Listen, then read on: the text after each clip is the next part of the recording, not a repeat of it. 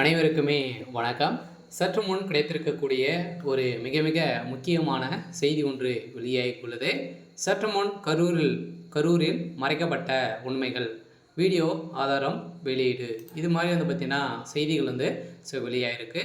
இப்போ சதுரடியாகவும் பார்த்தீங்கன்னா கரூரில் நடந்த சம்பவத்தின் அடிப்படையில் சதுரடியாகவும் பார்த்தீங்கன்னா நம்ம எதிர்பார்த்த மாதிரி பார்த்தீங்கன்னா ஒரு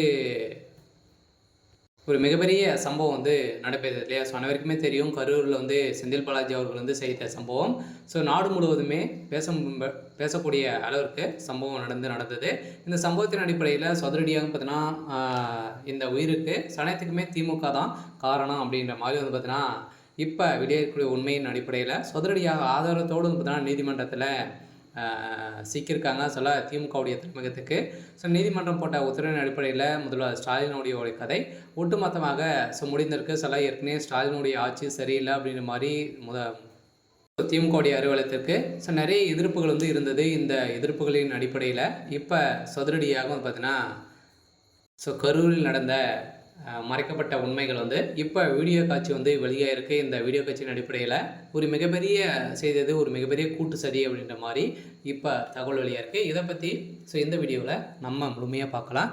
அதுக்கு முன்னாடி நம்ம சேனலுக்கு இப்போ தான் நீங்கள் முதல் முறையாக வந்திருக்கீங்க அப்படின்னா மறக்காமல் நம்மளுடைய சேனலை சப்ஸ்கிரைப் பண்ணி சப்போர்ட் பண்ணுங்கள்.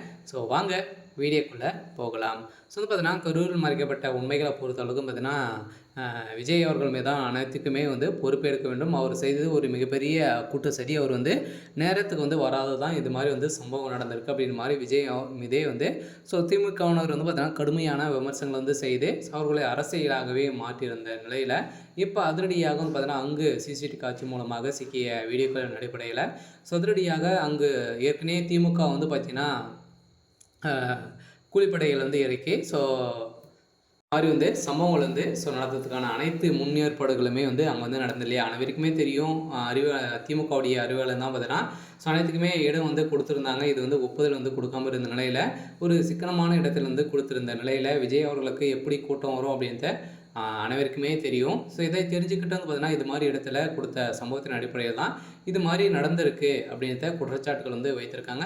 அனைத்து பொறுப்புக்குமே முதல்வர் ஸ்டாலின் அவர்கள் தான் எடுத்துக்கொள்ளணும், அரசு தான் எடுக்கணும் அப்படின்ற மாதிரி அதிரடியாக நீதிமன்றம் போட்ட உத்தரவின் அடிப்படையில் அதிரடியாக இப்போ முதல்வர் ஸ்டாலின் அவர்களுக்கு பார்த்தீங்கன்னா அதிரடியாக கைது நடவடிக்கை எடுக்கப்படுமா அப்படின்ற ஒரு மிகப்பெரிய கேள்விக்குறியாகவே இருக்குது. இருந்தாலுமே நீதிமன்றம் வழங்கிய தீர்ப்பின் அடிப்படையில் விஜய் அவர்களுக்கு ஒரு மிகப்பெரிய வெற்றிகள் கிடைத்திருக்கு.